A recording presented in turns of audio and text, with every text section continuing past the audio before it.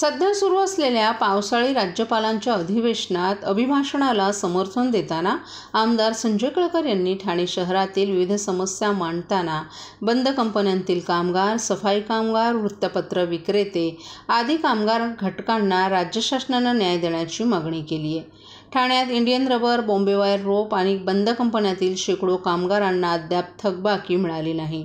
Indian rubber कंपनीतील 450 कामगारांपैकी सुमारे 200 कामगार मृत्युमुखी झालेत। त्यांना न्याय मिळावा यासाठी शासनानं योजना आणण्याची मागणी आमदार संजय केळकर यांनी केली आहे। रिक्षा चालक मालक यांच्यासाठी स्वतंत्र कल्याणकारी महामंडळ स्थापन केले। या पार्श्वभूमीवर वृत्तपत्र विक्रेत्यांसाठी देखील महामंडळ स्थापन करण्याची मागणी केळकर यांनी केली आहे। लाडपागे आयोगाची अंमलबजावणी सुरू झाली असली तरी सर्व सफाई कामगारांच्या वारसांना वारसा हक्कानं सहजपणे नोकऱ्या मिळाव्यात। न्यायालयात याबाबत असलेली स्थगिती उठवून सफाई कामगारांना राज्य शासनानं दिलासा द्यावा अशी मागणीही त्यांनी केली आहे। ठाण्यातील उपवन परिसरात लहान सहान उद्योगातून हजारो कामगार काम करत आहेत, परंतु उद्योग क्षेत्रात त्यांचा अंतर्भाव झाला नसल्यानं त्यांना अनेक कामगार योजनांचा लाभ मिळत नाही। यामध्ये राज्य शासनानं हस्तक्षेप करून कामगार विभागाच्या माध्यमातील येथील हजारो कामगारांना न्याय मिळवून देण्याची मागणी केळकर यांनी केली आहे। विविध कामगार घटकांच्या समस्या मांडताना केळकर यांनी गेली 3 वर्ष ठाण्यातील कलाभवन दुरुस्ती अभावी बंद असल्याची माहिती सभागृहाला दिली।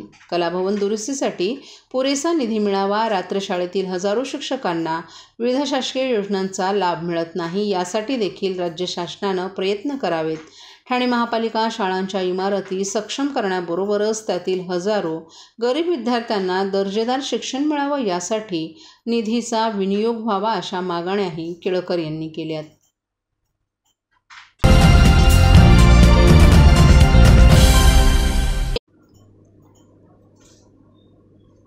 वारीकरिता पंढरपूरला जाणाऱ्या वाहनांना टोल माफी देण्यात आली आहे। पंढरपूरला 3 जुलै ते 21 जुलै दरम्यान वारीसाठी जाणाऱ्या वाहनांना पथकरातून सूट असणार आहे। याबाबतचा शासन आदेश आज बुधवारी राज्य सरकारनं जाहीर केला आहे। दरम्यान आषाढी वारीसाठी जाणाऱ्या वाहनांना टोलमधून सूट दिली असल्याची घोषणाही मुख्यमंत्री एकनाथ शिंदे यांनी केली आहे। स्वच्छ, निर्मल आणि सुरक्षित वारी व्हावी यासाठी सर्व सुविधा वारकऱ्यांना देत आहोत। वारकऱ्यांना टोलमधून सूट दिली आहे, त्यामुळे वारकऱ्यांची यावर्षीची वारी सुरक्षित होईल अशी माहिती मुख्यमंत्री एकनाथ शिंदे यांनी पत्रकारांशी बोलताना दिली। 2024च्या आषाढी वारीसाठी पंढरपूरला जाणाऱ्या पालख्या तसंच भाविकांच्या आणि वारकऱ्यांसाठीच्या सोयी सुविधा, त्यांच्या वाहनांना पथकरातून सूट देणं तसंच वारी मार्गावरील रस्ते दुरुस्ती या विषयाच्या अनुषंगानं मुख्यमंत्री एकनाथ शिंदे यांच्या अध्यक्षतेखाली राज्य सरकारची 14 जून रोजी बैठक झाली। या बैठकीतील चर्चेनुसार 3 जुलै ते 21 जुलै दरम्यान पंढरपूरला जाणाऱ्या आणि परत येणाऱ्या पालख्या, भाविक आणि वारकऱ्यांच्या हलक्या आणि जड वाहनांना पथकरातून सूट देण्याचे निर्देश देण्यात आले आहेत। पंढरपूरला जाणाऱ्या पालख्या, भाविक आणि वारकऱ्यांना आषाढी एकादशी 2024 गाडी क्रमांक, चालकाचं नाव असा मजकूर नमूद करून आवश्यक त्या संख्येनुसार स्टिकर्स परिवहन विभाग, वाहतूक पोलीस आणि संबंधित RTO यांच्याशी समन्वय साधून उपलब्ध करून द्यावेत। हे पास परतीच्या प्रवासाकरिता ग्राह्य धरण्यात येतील। याप्रमाणे स्टिकर्स तयार करण्यात यावेत। याबाबत मुख्यमंत्र्यांनी पोलीस अधिकाऱ्यांना गृह विभागाबाबत अवगत करण्याबाबतही सूचना दिल्यात। सर्व पथकर नाक्यांवर स्वतंत्र पोलीस यंत्रणा ठेवावी तसंच परिवहन विभागास देखील जादा बसेस गाड्या सोडण्याच्या सूचना देण्यात आल्यात। ज्येष्ठ युवा सगळ्यांचंच आहे आणि त्यामध्ये वारकरी संप्रदाय देखील मोठा आहे। आज एका वेगळ्या आनंदामध्ये, उत्साहामध्ये पांडुरंगाचं दर्शन घ्यायला ते जातात आणि या वाऱ्या सुरक्षित म्हणजे स्वच्छ, निर्मल आणि सुरक्षित वारी झाली पाहिजे यासाठी आम्ही सर्व सोयी सुविधा वारकऱ्यांना प्राप्त करून देतोय।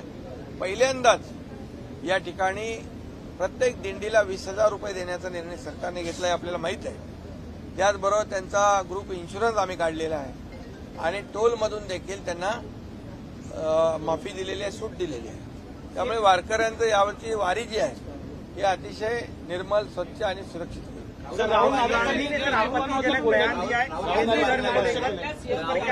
आदेश निघाला आहे की जे काही तलाठी आहेत, कर्मचारी आहेत, त्यांनी जनतेशी हो, बिलकुल. मुख्यमंत्री कार्यालयातून तशा सूचना निर्देश सर्व जिल्हाधिकाऱ्यांना सर्व जिल्ह्याला महाराष्ट्रामध्ये आम्ही काढलेला आहे.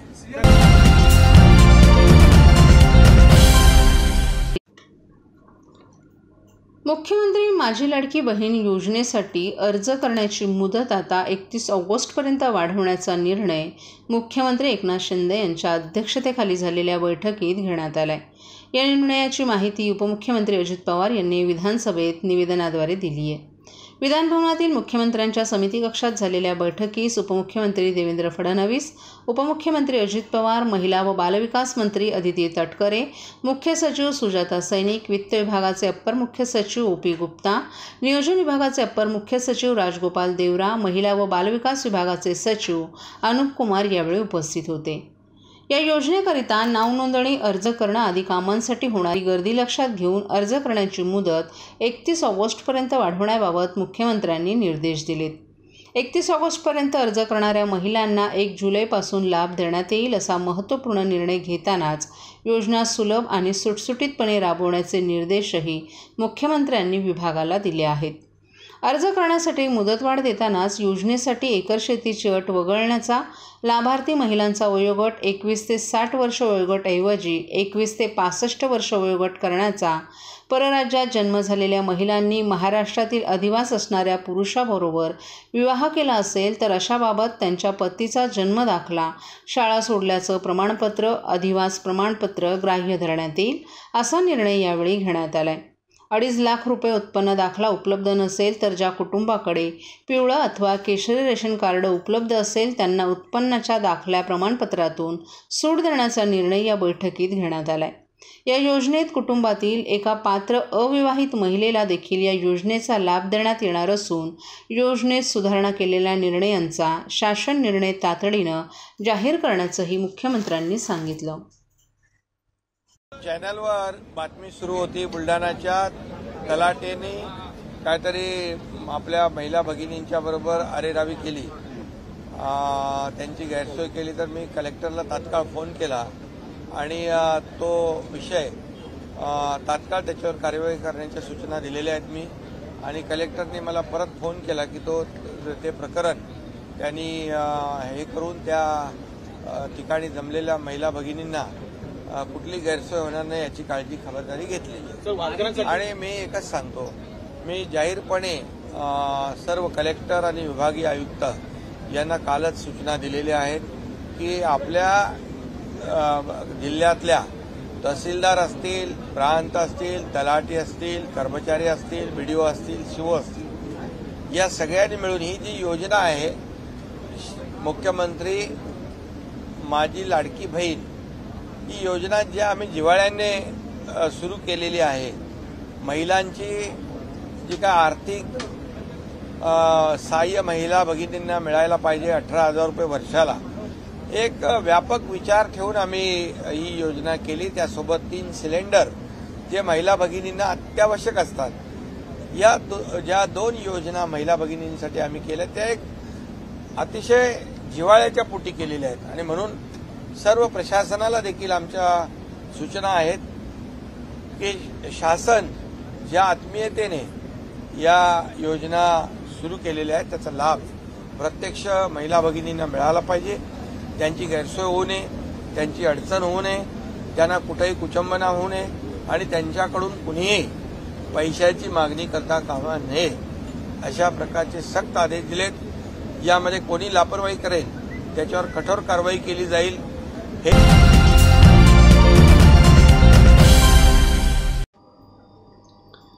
शिक्षणाचा हक्क अर्थात आरटीईच्या कायद्याखाली विद्यार्थ्यांना मोफत शालेय प्रवेशासह गणवेश, शैक्षणिक साहित्य मोफत मिळावं या मागण्यांकरिता धडाकेबाज युवा प्रतिष्ठानचे अध्यक्ष अमोल केंद्रे यांच्यासह त्रस्त पालकांनी आणि महिलांनी ठाणे जिल्हाधिकारी कार्यालयाबाहेर कालपासून आमरण उपोषण सुरू केले.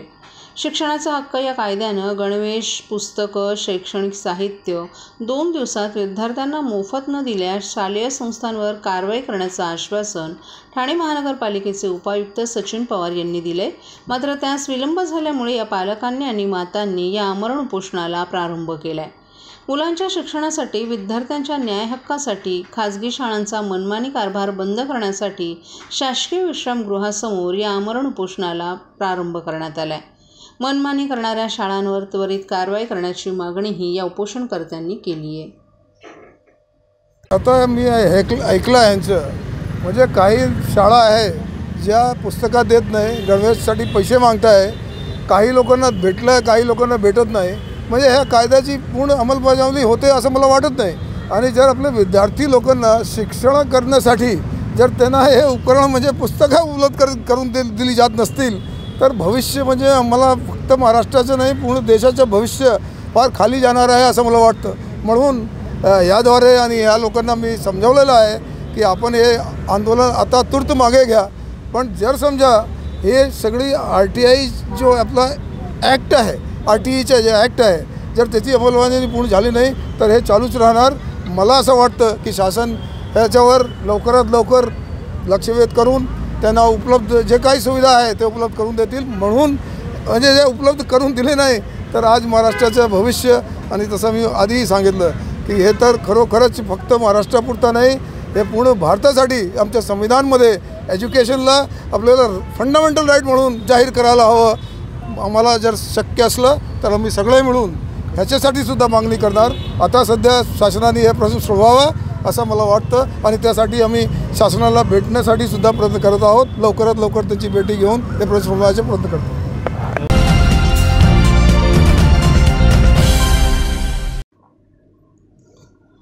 बनावट कागदपत्र तयार करून त्या आधारे न्यायालयात बोगस जामीन देणाऱ्या टोळीचा ठाणे नगर पोलिसांनी पर्दाफाश केला. एका बलात्काराच्या गुन्ह्यातील आरोपीला अशाच प्रकारे बनावट कागदपत्रांच्या आधारे बोगस जामीन दिल्याचं निदर्शनास आल्यानंतर ठाणे नगर पोलिसांनी हुसेन वारसी अन्सारी वय वर्ष 46 याच्यासह 5 आरोपींना अटक केल्याची माहिती वरिष्ठ पोलीस निरीक्षक विजयकुमार देशमुख यांनी दिली आहे. वागळे इस्टेट पोलीस ठाण्यात 2023मध्ये दाखल असलेल्या विनयभंग, मारहाण आणि बलात्काराच्या गुन्ह्यात रमेश यादव हा न्यायबंदी आहे. त्याच्या विरोधात ठाण्याचे अतिरिक्त जिल्हा न्यायाधीश यांच्या न्यायालयात रमेशनं जामिनासाठी अर्ज केला होता. त्याच्या जामिनासाठी हुसेन अन्सारी याच्या जमिनीची बनावट कागदपत्र तयार करून त्यास ठाणे न्यायालयात बोगस जामीनदार म्हणून हजर करण्यात आलं. हा प्रकार पोलिसांसह न्यायालयाच्या निदर्शनास आल्यानंतर या प्रकरणी जिल्हा व सत्र न्यायालयाच्या न्यायदान विभागाचे कर्मचारी विनोद पाटील यांनी या प्रकरणी ठाणे नगर पोलीस ठाण्यात फसवणुकीसह इतर कलमांन्वये 3 जानेवारी रोजी गुन्हा दाखल केलाय. पोलीस उपायुक्त सुभाष बोरसे यांच्या मार्गदर्शनाखाली वरिष्ठ पोलीस निरीक्षक देशमुख यांच्या पथकानं तपासादरम्यान न्यायालयात बोगस जामीनदार म्हणून हजर झालेला हुसेन अन्सारी आणि त्याचा साथीदार इम्तियाज अहमद मेमन उर्फ चपट या दोघांना 12 जून रोजी अटक केली आहे. सखोल चौकशीमध्ये असलम नूर मोहम्मद मंसूरी, हॉपहॉरक्स अँड कम्युनिकेशनमधील मेहताब हैदर नसीम नकवी आणि त्याचा मेहुणा मेहंदी हसन आसिफ यांची नावं समोर आली आहेत.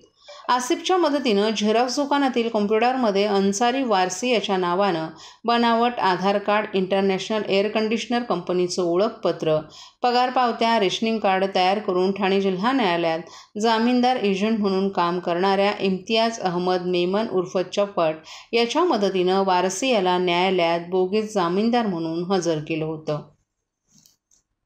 बनावट जामीनदार हे करून गुन्हा केला काय सांगितलं आपण?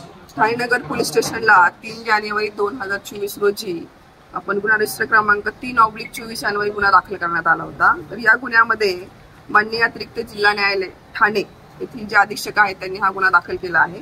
तर याच्यामध्ये कोर्टामध्ये दाखल स्पेशल केस क्रमांक 450/2023 जो गुन्हा वागळे पोलीस स्टेशन दाखल होता 57/2023 कलम 376 IPC अँड अदर कलमान्वये.